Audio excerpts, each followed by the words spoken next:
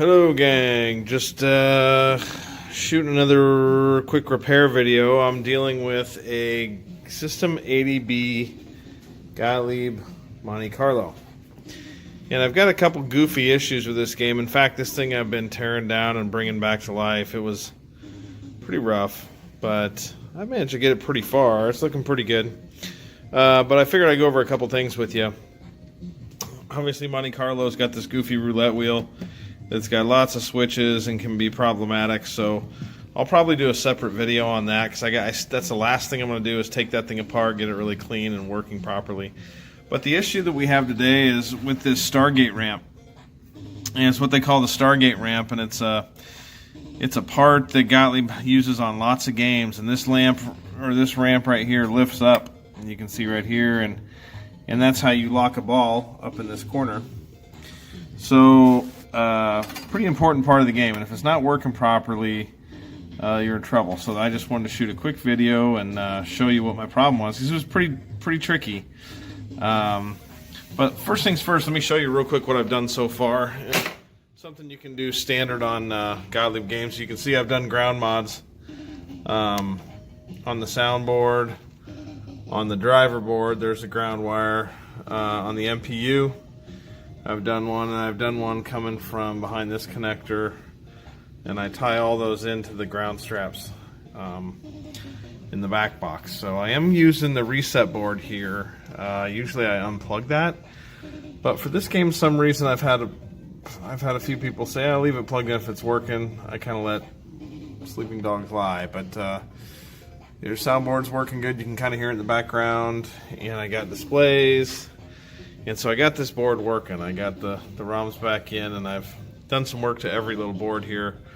Replaced a transistor or two on this board. Had to do a jumper for a burnt trace. Actually, someone else added that, and I just made sure the solder was cleaned up. But other than that, that's what I've done so far to Monte Carlo. But let's go look at the problem at hand. Okay, so a couple things. Here is this ramp here, and you can see it is actually energized. The game's on, it's tilted. But I'll show this to you what happened. I'm going to shut this game off. I have it on right now. You can watch that coil, see it release. Okay, so I think I've narrowed this down, but I'll show you what was happening. So you have essentially a Gottlieb flipper coil. System 80B used this 1785 flipper coil, one diode, and it's basically two coils in one. Whoops.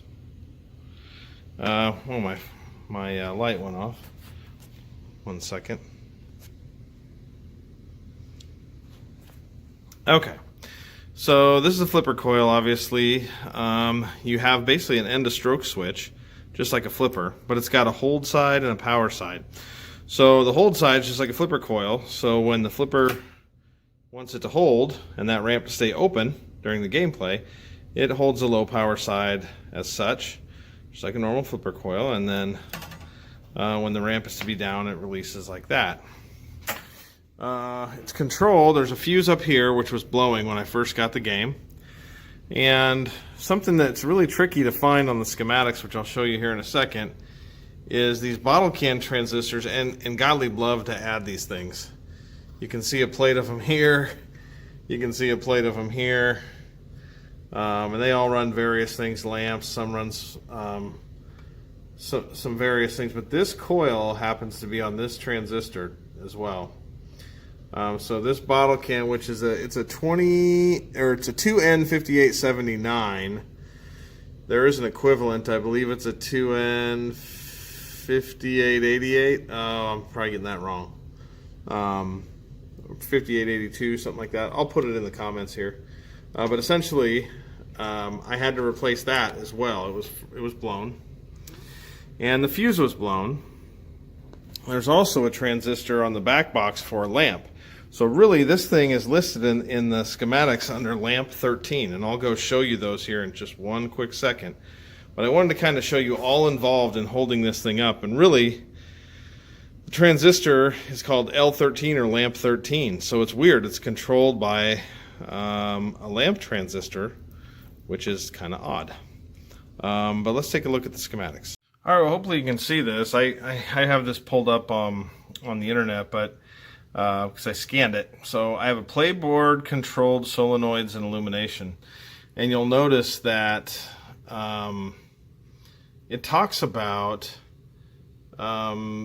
those bottle cap transistors like I showed you before. And there's 2N5879, that's mine. And there's the one at hand. So what I'm going to show you right now is this section here, right? So these are all lamp drivers. You'll notice that. And they can do some different things with Gottlieb. They don't have a lamp matrix traditional like you're used to on a Bally Williams. So I'm going to try and use my mouse here. Maybe you guys can see that reticle. You'll see right here, whoops, maybe that's easier to see. You'll see right here that here's my ramp. Here's my coil. Here is the on-ramp switch. So here's my fuse. And then that fuse goes to the transistor over here. So here's the transistor. Whoops, 2N5879. The one thing you will notice though is that on-ramp switch. What that is it's on a regular EOS switch. So that's why I suspected this right here, and I was looking on the lamp driver. I'm like, what lamp driver? It took me a while to figure out that was mounted under the playfield. I'd kind of forgotten it. So just make sure when you're reading these schematics, you guys take a look at that.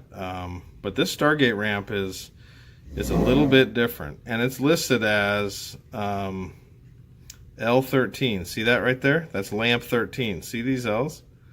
These are lamps under the playfield. Some of them are flashers. But there's ball release on one. You'll see the top hole, left hole, right hole releases. They're all on a separate fuse, different fuses. So there's my F13, fuse 13 for lamp 13. Interesting.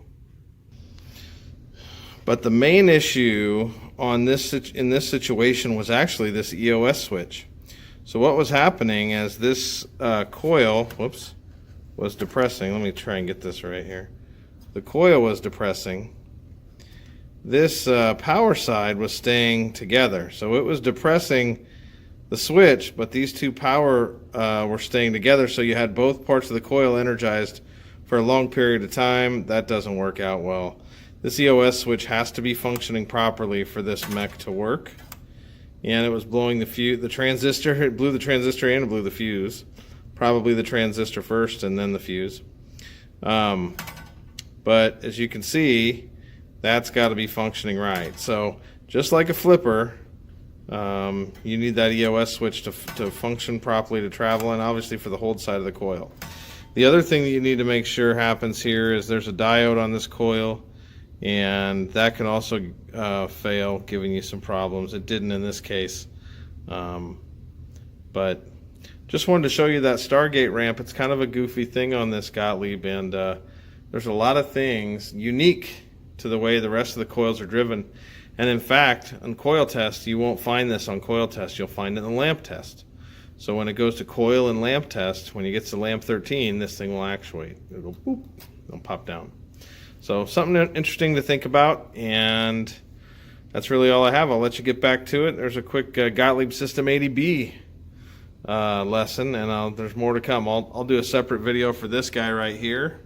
We're going to take this thing out, clean it, adjust it, and put it back in. Have a great day.